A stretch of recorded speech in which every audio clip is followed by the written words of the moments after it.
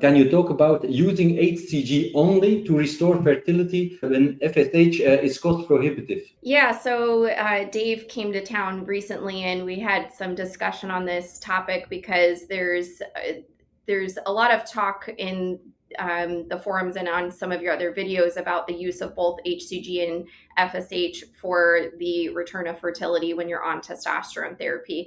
But here in the States, FSH is both extremely expensive and it's kind of difficult to actually even prescribe or get because it's classified as a biologic. So it is not something that I have access to easily prescribe to patients, and I don't use it in my practice at all.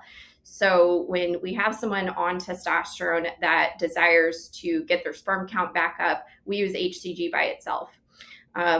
One thing to note is I think there's a lot of misstep from patients on following up to check sperm analyses.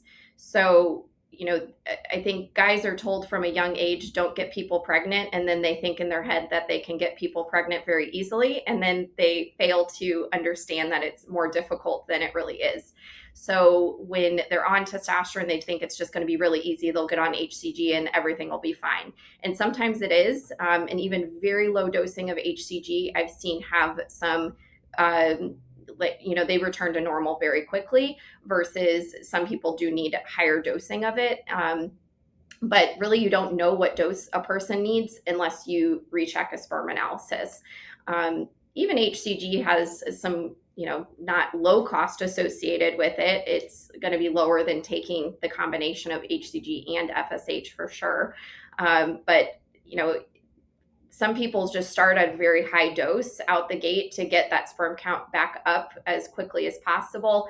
And that needs to, I think, be decided more based off of how long has the patient been on testosterone, what is their age currently, and how quickly are they trying to get things back to where they were. Also, if they don't know if they've had low sperm count to begin with, that's something to consider too, because if they had a baseline sperm analysis that showed they already were abnormal, then they're going to probably need some additional support. But the dosing that, the lowest dosing that I've seen used both in studies and in my practice, 500 units twice weekly. I've seen some guys get back to completely normal sperm counts and have no problem conceiving on. Most of the studies, I think, more support at least 3 times a week or every other day dosing. But again, you can kind of see if you have a little bit of time, you can start kind of low and then recheck sperm analysis and increase from there, because we know some guys just won't feel well on HCG, and just adding a lot more of that in all at once might not be the best approach depending on the person. How long would it take? What's the timeline when you inject HCG before your sperm count is enough to impregnate the wife? Good question. So, theoretically, testosterone might not cause azoospermia in the first place. So some guys get pregnant without even taking HCG, or their wives do, I should say. So, if they are at 0, let's say, and then they start HCG, the sperm count's going to start going back up after you take it. Just the amount of recovery period is going to vary considerably person to person. Some, they might reach that baseline amount within 3 months.